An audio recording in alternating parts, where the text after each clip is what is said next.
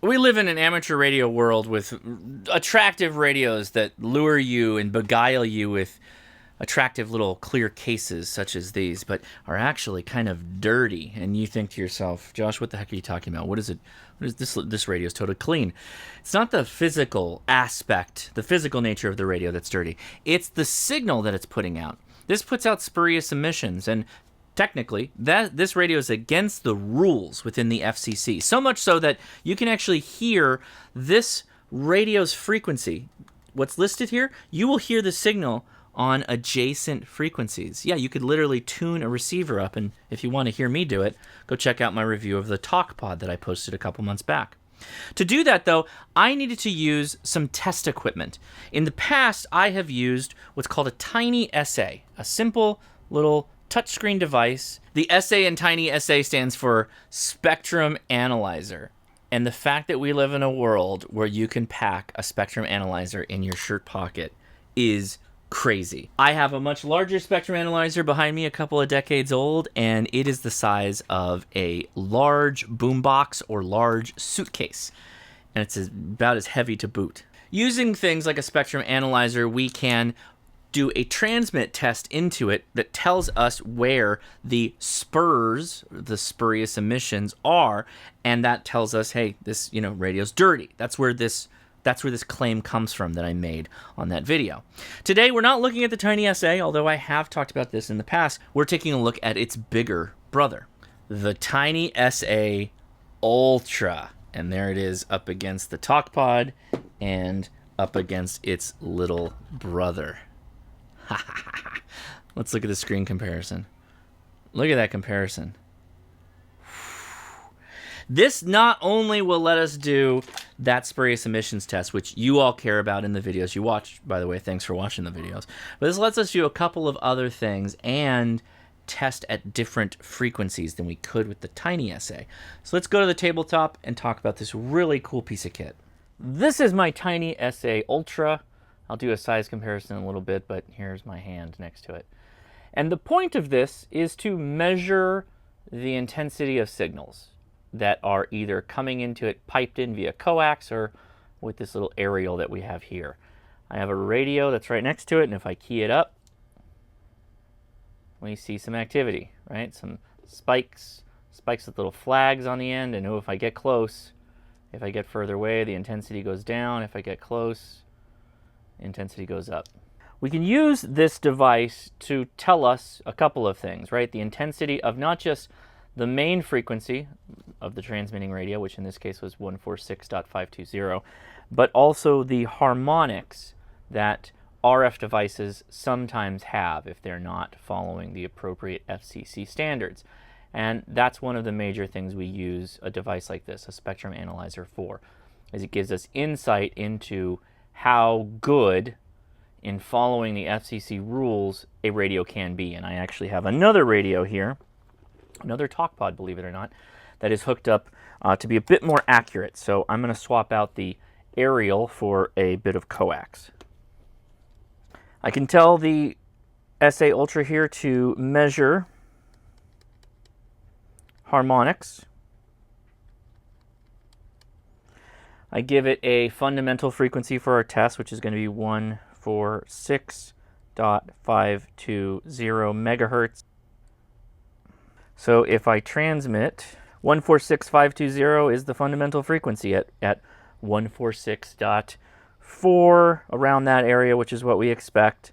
And it's at negative 11 dB because I have about 50 dBs of attenuation that's put onto the radio or put into the SA via this RF sniffer or variable RF sampler that we have here. So those numbers of 1, 2, 3, 4, 5, the 1 is our transmitting frequency, and then the 2, the 3, the 4, and the 5 are all frequencies that this radio is creating spurious emissions on and transmitting out of band, meaning it's not compliant to the FCC. Boom, we just use a test tool to demonstrate that. And if I want to, I can just click the freeze button real fast once we get a good measurement. And there we go. Let me hit back. Cool. Now we got a frozen display of what this was transmitting Just as an example, there's other ways to do this. You can do max hold, for instance. It'll just constantly hold whatever the most signal intense thing is, which is pretty handy for tests like this because then it'll just keep it until it gets rewritten by something else. But you can see, so our fundamental is at 1. Actually, our fundamental and our second fundamental are being advertised at 146.4 and 146.5. Both at, let's see, yeah, so your 2 is probably the more accurate of the fundamental frequency. Either way, it's advertising that we are negative 14 dB at the start, and that the second harmonic is negative 3 dB off the first, and the third is 17 dB off the first, and the fourth is 16 dB off of the first. These numbers are important because we use these numbers in our testing to demonstrate whether this is in line with the FCC requirements or not, which the FCC requirements are far stricter than this. In the case of our little buddy here, we would need to see 4 boxes of the next line underneath the 1. So 40 dB, each one of these boxes is 10 dB. So the 2 would need to be 1, 2, 3, 40 harmonics. So 40 dBs below, and the 3 and the 4 and the 5 would have to be under that as well. This one is not. It's not good at all. So this is not acceptable. And if that's all this did, it would kind of be a moot kind of tool that wouldn't have that much use. But no, this is the same device as far as a receiver capabilities that will go all the way down in frequency to 0.1 megahertz up to 800 megahertz, in which case you have to activate ultra mode, and that will take you all the way up to 6 gigahertz, and I guess in some modes or some changes you can make to it, up to 12 gigahertz, which takes it beyond the capability of the little brother here, the Tiny SA. Now, there's nothing wrong with the Tiny SA original, but the downside of the Tiny SA is that this is the low frequency side, which only took you up to, I think, 200 megahertz, and then you had to switch the connector to over that, the higher side, which took you up to 900 megahertz. And the problem was if you were doing one of these spurious emissions tests for 2 meters specifically. If our fundamental frequency is 2 meters, then being able to go all the way up into 5, which is 558 megahertz, and 4, which is 439 megahertz, which is relatively close to some of our used radio services, we'd want that all in one swath here instead of having to switch between the two to make it happen, which is not a lot of fun. Further, with this guy, I can just switch it over into 400 megahertz range for amateur radio and do the test there as well. So hey, did you like the Tiny SA? Well, here's the bigger brother. It does all of this, plus it doesn't require having to switch the RF inputs, which is really nice because that's kind of the big thing. The other thing we can do with the Tiny SA Ultra, there's something about that name, tiny but ultra, Tiny Ultra. We can also do a receiver capability test or a receiver sensitivity test. With the Tiny SA, it can actually also transmit a signal, and we can attenuate that signal down to the point that the radio stops being able to hear and measure what that number or that attenuation value is. We can also get some pretty cool A/B comparisons against other radios to determine which radios have better ears than other radios. Let's go to mode, and we're going to go to signal generator. And if I go to low output on, and now we can do the flip side, which is actually kind of handy. And let me show you why, okay? So 146.52, and they're both receiving now. Look. You can see it, and so is this guy. He's also receiving on 146. Well, that's not helpful. Why do we want to do here? Let's do modulation FM. Oh, buddy! We now have an FM signal that we're modulating. So we've got an output. Now, okay, here's where it gets really good. We want to test. Let's go ahead and turn this down a little bit. Turn you down too. Oh my God. I want to know which one of my radios here is a better receiver. Well, how would I do that? Well, I can adjust the attenuation.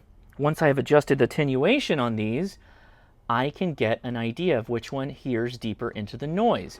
And attenuation is basically lowering the volume of the RF I'm transmitting until one of them can't hear, and the other one's the winner. Think of it as a tug of war between radios, but the war is won by the one that can hear the quietest signal.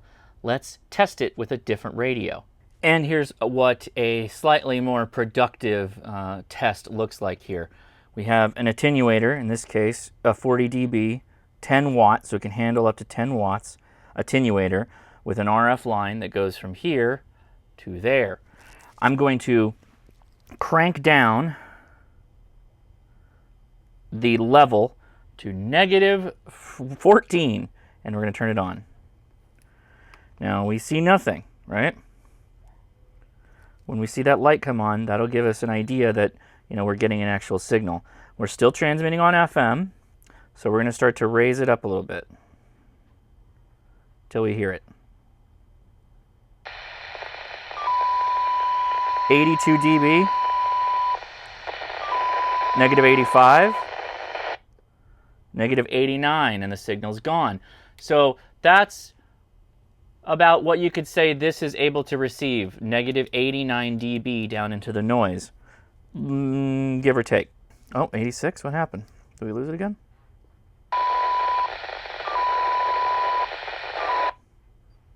Oh, 86, okay, 86 is the magic number. Okay, so, let's turn that off. So if I swap out my radio and we beat 85, that means that my other radio is a better receiver. And what's that other radio we're going to test? Well, it's my Yaesu VX6, right? And you can do this with all your radios to determine which is the most sensitive receiver that you have. In my case, I'm going to have to flip this around a second, take out this little adapter. And yeah, the adapter could give half a dB. I doubt that, probably less than 1/10 of a dB. Now my Yaesu's connected. If we see my little light turn on here, right there, then we are good. Immediately. All right, so let's go up. 86, 88, 90, it starts to fail. So it beats it at 90, negative 90 dB. Not a solid signal, but it's there. And 87 is a total solid copy. See? Cool, right? We can use this as a simple receiver test, and we can go even further than that by testing things down into the HF level, right? Because again, this can go way down in frequency and all the way up in frequency. So this mimics slightly what we did for the testing of the new IC905. What did we use? Well, we used a spectrum analyzer and we used a signal generator, which is what this is. So, in the palm of your hand, you can get some pretty kick-ass technology, from my point of view. Let's wrap things up by just taking a look at the interface for this guy, just so you have an idea of what you get when you mess around with it. So, it has a connection here for RF. This is a calibration port. There is an SD card on the bottom, along with USB-C chargeability. And with that audio jack, yeah, you can actually listen to the output. When you do that, though, it will take it out of this active scan mode, which is doing right now. I have a pretty wide scan, 5 megahertz, but if you turn it on, it freezes it, and then you basically have to scan along the frozen signal strings, and you can hear the output, which it doesn't sound great, but it'll let you distinguish between actual like audio signals like radio versus that of RFI, which, yeah, you can use this to hunt RFI, and it's actually very, very effective. Now on the top here, there is a power switch and a jog dial that also has a press capability, and that's really the outside of the whole thing. That's all there is to it. Just know that you should have some kind of RF thing connected here if you want to do testing. But anyway, let's take a look at the actual control of this thing. So if you want to do handheld radio testing, which is what I generally do with this, the Ultra is going to give me more capability to play around with other radios, but let's see that was your big thing. I'm going to show you what it is to do that quite simply. So click in the top button. That gives you this side view here. Everything you're going to do is pretty much going to be on this side view, except adjusting things like bandwidth. So if we go to back and we go to frequency, and we say there's a start, a stop, a center, and a span. These are all individual settings that you will change depending on your testing, okay? If you're just doing a simple receive test, you're just probably going to give it the range of the start and stop spaces that you're going to be looking at. That you want to see if the radio, let's say you're testing a radio for purchase. Pretend this is an old ham radio. And you want to know that it's transmitting on the frequency it says it's transmitting on down here. Well, you could use an SA to do that. So let's say the frequency that you wanted to test was centered on 14.250, and then we're going to use megahertz as denoted by M. So there you go. It should now change once I get it out of, there we go. I'm also going to change the span to 1 megahertz, and we should see things pick up and be a little bit more lively here. Yeah, so you've got a bit more lively receive. So now it's going to be listening at the center frequency of 14.250 for listening for some kind of signal report or any kind of information that that somebody is transmitting on. And so you can do this adjacent to the radio. It doesn't have to be plugged in directly via the RF connection here and just have an aerial. But if you want the most accurate representation of where you are on the spectrum display, then you would use a direct coax connection, which would be off the RF tap there. Now, to adjust the bandwidth, you're just going to click on bandwidth there, and you can change it to auto. That will also speed things up considerably because it will auto adjust. But if you want to then do a test for harmonics, or in our case, spurious emissions, but it doesn't know they're spurious, it's just measuring harmonics, then you would have to attach some kind of attenuator and coax connection to protect the unit. Because, if anybody hasn't told you this before, if you just dump RF into something like this tiny SA, you will blow it up. You will blow it up in short order, and then it will no longer work for you. So that's where I have this RF tap solution. This is the RF going in. This is a dummy load. Here is the variable attenuator for sampling the RF, which goes in to my unit. So when this is on, and we'll change this to 146.52 because it's asking for a center frequency, and we'll hit M. And now, when we key up, we should see a whole bunch of stuff happen, which we indeed do. And there's the display. So there is your output for harmonics testing, spurious emissions. And then lastly, just for something fun, where I like to have some fun with this, is click on Mode. And that's where you get to select signal generator or spectrum analyzer. And for signal generator, it's really as simple as just having a frequency defined and then using the slider to adjust the dB value, dBm, of the attenuation. Modulation, AM, FM, you can set the frequency. There's a number of things you can set there if you want to play around with that. And you can actually do a sweep, and you can cover a couple of different frequency spaces, which might be advantageous to you depending on what it is you're trying to do with your radio or receiver or whatever. On your output, you have a couple of different things that you can do for sinus testing or sinusoidal testing, which I just have left on highest accuracy. A couple more things to hit before we wrap up here. If you're going to buy one of these, I'll post the links in the description. Yeah, they're likely an affiliate link. The creator at tinysa.com, or I'll post the link to that as well, requests that you buy from appropriate sources because there are clones. And I feel like the work done here, give credit where credit is due. So I'll have the link. Go check them out. Now, as far as not blowing up your radios, there are a number of things you need, which kind of funny here, right? This is a 10-watt attenuator next to a 25-watt attenuator. 40 dB versus 3 dB, which is kind of funny. I end up using this one a little bit more for handhelds. If you are going to transmit much more powerful radios, then you likely need something like this. This is a cleanrf.com variable RF sampler. This particular unit can go up to 2,000 watt output and give you pretty much a down to negative 50 dB source off this tap, which is adjustable up from there. The lowest is negative 50 dB. And I've found that this is probably the best way to go.